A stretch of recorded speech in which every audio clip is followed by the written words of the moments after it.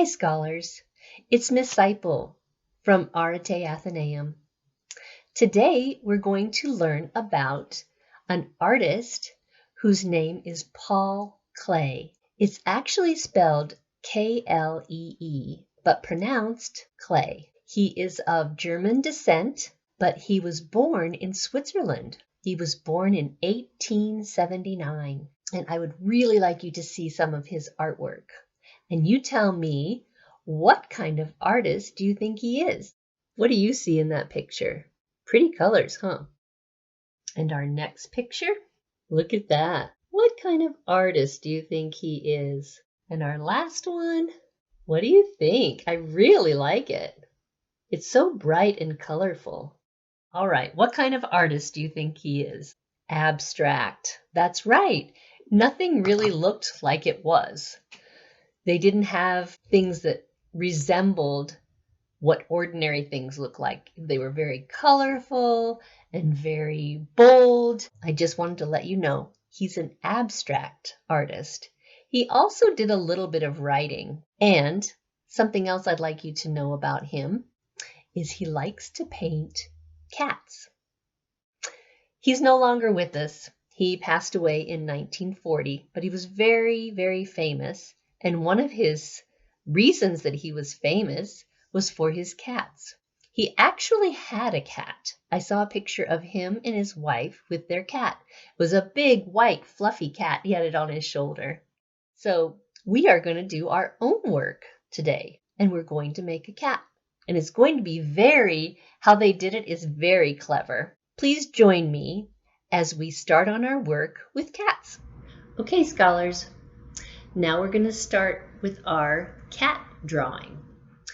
We're going to need a marker or a pencil if you have it, a piece of paper, just a plain white piece of paper, and then some coloring supplies, either crayons, markers. I think markers would work really well if you have some at home because they're bright. So I'm going to start. So I'm going to draw, and then I'm going to show you mine. And then so you'll do what I'm doing. Okay? Let's get started. Our first, it looks like a round W, doesn't it? You can see I didn't do very well on the other side. So it's okay. We're working on this together. So after we get our W, then we're going to make what looks like a flower to me. And I'll show you. See what I did? I made 1, 2, 3, and here would be my fourth if I was going to do a flower. But don't do that because we're going to make a cat, not a flower. Does that make sense? So you've got the W. It's a rounded W. And then we've got a partial flower. And you can always pause and then pick right back up where we left off. All right, and then the next one, they want us to put in dots for eyes and something for a nose. So I'm going to put a little heart for the nose. So we've got a heart. That was between the flower and the W. And then we've got 2 eyes. I think I'm going to change my eyes just a little bit. So pause it if you need to, because this is what my cat's eyes look like. Actually, it's not my cat, but it loves me. I was hoping to show you. I'm also going to add whiskers now. Do you know what whiskers are? Animals have whiskers to help them know how wide of an area they can fit into. Isn't that neat? So that's my cat so far, with its whiskers coming out just a straight, kind of a swoopish line, and a heart nose. And I made different eyes, just dot eyes. Okay. All right. And then next, we're actually going to make ears.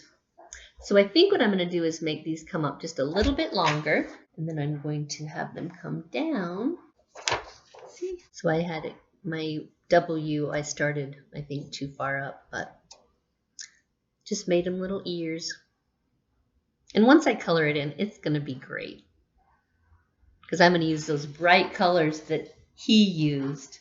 Do you remember our artist's name? Paul Klee, right? And where was he from?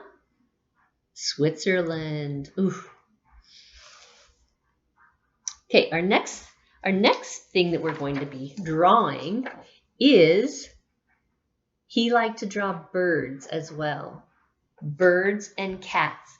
And I heard this cute little story about how the cat sits inside all day, looks out at the birds, and the birds are flying around and they're landing on different things, and the cat just wants to be out there doing that. That's what I'm thinking of too.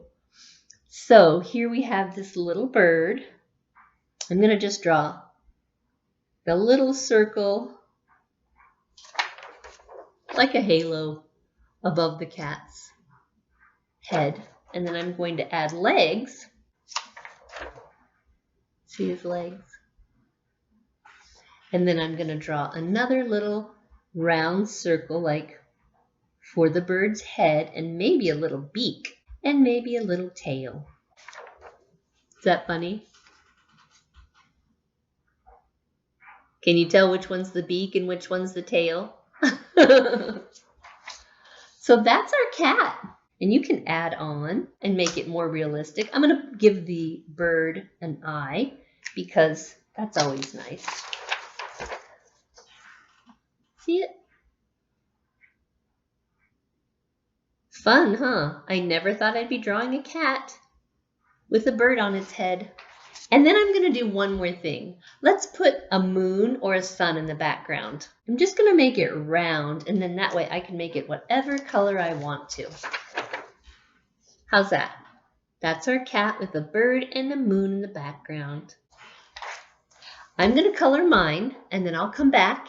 But we can also, if you would like to take a picture of yours and put it in the comments below, I would love to see them. I love to see your artwork.